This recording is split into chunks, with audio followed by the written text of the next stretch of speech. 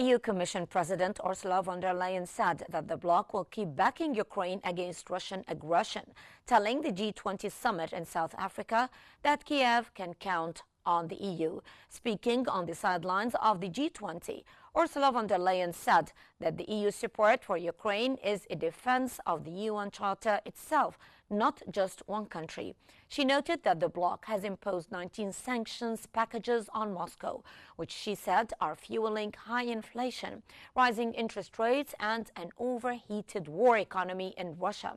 She added that talks with EU and G20 leaders will focus on global security and economic stability, while European Council President Antonio Costa declined to comment on a 28-point peace plan put forward by the Trump administration ahead of the summit.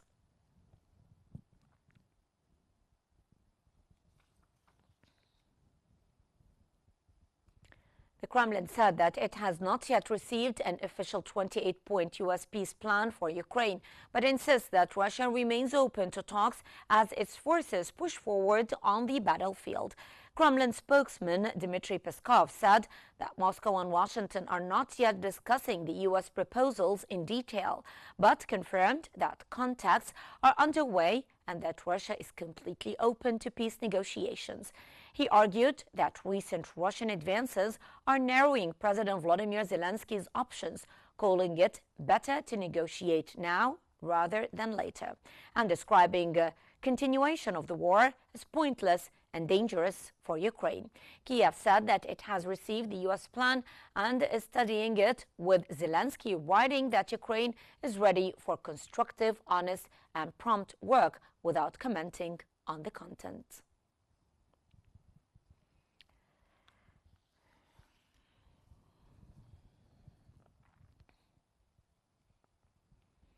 German Foreign Minister Johann Wadephul said that the U.S.-backed proposal to end the war in Ukraine is a list of issues that must be urgently discussed, not a final peace plan. Speaking in Brussels, where he is attending an Indo-Pacific ministerial meeting, Johann Wadephul said that Berlin views the U.S.-supported plan as a framework of points that Ukraine and Russia need to address at the negotiating table rather than a finished agreement. He stressed that Germany's stance reflects the wider European position of backing Ukraine, adding that Berlin wants Kiev to enter any talks from a position of strength.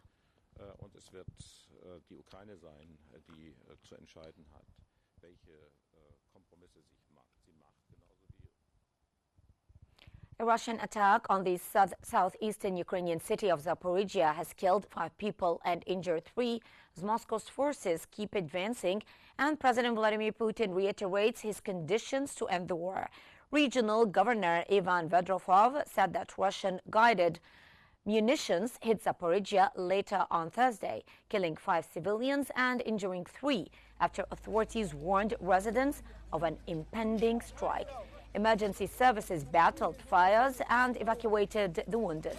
Nearly 4 years into the invasion, Russian troops now control about 19% of Ukrainian territory, and Moscow claims 4 regions as part of Russia. Putin has yet to set out core demands for any settlement, including that Kiev abandon plans to join NATO and withdraw its forces from Donetsk, Luhansk, Kherson, and Zaporizhia, conditions Ukraine and its Western partners reject.